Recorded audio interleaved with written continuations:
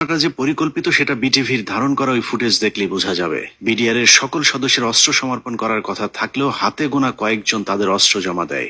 ছোট একটি টেবিলের উপর যখন বিডিআর সদস্যরা অস্ত্র জমা দিচ্ছিল, ঠিক একই সময়ে অন্য বিডিআর সদস্যরা অস্ত্র হাতে নিয়ে বীরের মতো পাশে হাঁটাহাঁটি করছিলেন। ঘটনার এখানেই শেষ নয়। অস্ত্র সমর্পণের নাটক শেষে যারা অস্ত্র জমা দিয়েছিলেন তারাই আবার জমা দেওয়া অস্ত্রগুলো হাতে তুলে নিচ্ছিলেন। বিটিভির ক্যামেরাম্যান হয়তো ভুলক্রমে নাটকের বাইরের ওই দৃশ্য ধারণ করে ফেলেছিলেন। 25 তারিখ রাত যতই গভীর হয়েছে, সরকারের ষড়যন্ত্র ততই দিনের মতো পরিষ্কার হতে থাকে।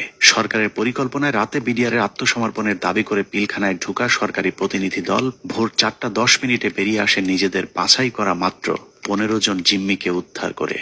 নাটকের পর নাটক শেষে পরদিন সকাল শুরু হয় আরেক নাটকের মধ্য দিয়ে। 26 তারিখ সকাল 9টায় কৃষিমন্ত্রী মতিয়া চৌধুরী, জাহাঙ্গীর কবির নানক, জাতীয় পার্টির চেয়ারম্যান হোসেন মোহাম্মদ এরশাদ, আইন প্রতিমন্ত্রী কামরুল ইসলাম এবং ব্যারিস্টার তাপস আবারও পিলখানার 4 নম্বর গেটে উপস্থিত হন।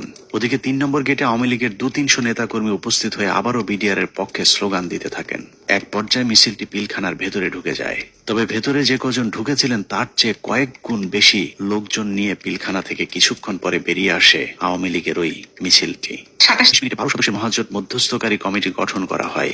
আওয়ামী লীগ নেতা আব্দুল জলিলের নেতৃত্বে এই কমিটি আবারও হোটেল আম্বালাইনে বিডিআর এর সাথে লোক দেখানো বৈঠক করেন। বৈঠক শেষে স্বরাষ্ট্রমন্ত্রী সাহারা খাতুন, জাহাঙ্গীর কবির নানক এবং মির্জা আজম আবারও 4 নম্বর গেট দিয়ে পিলখানায় প্রবেশ করেন। বিকেল 5টায় শেষবারের মতো আবারও ঘোষণা দেওয়া হয় বিডিআর অস্ত্র সমর্পণ করবে। মজার বিষয় হলো, বিডিআর এবার আর পুলিশ কিংবা সেনাবাহিনীর কাছে অস্ত্র জমা দেওয়ার কোনো শর্ত দেয়নি। তবে শর্ত না থাকলেও পুলিশের মাধ্যমে পিলখানার নিয়ন্ত্রণ নেয় সরকার। এর পরপরই শেখ হাসিনা জাতির উদ্দেশ্যে ভাষণে বলেন, পরিস্থিতি এখন সম্পূর্ণ সরকারের নিয়ন্ত্রণে। 27 তারিখ বাংলাদেশের মানুষের ঘুম ভেঙেছে ইতিহাসের নারকীয় এক হত্যাকাণ্ডের সাক্ষী হয়ে। শোকে বিহ্বল জাতির মেধাবী 57 কর্মকর্তার ক্ষত বিক্ষত এক একটি মরদেহ যেন গোটা জাতিকে দুমড়ে মুচড়ে শোকে স্তব্ধ করে দিয়েছিল।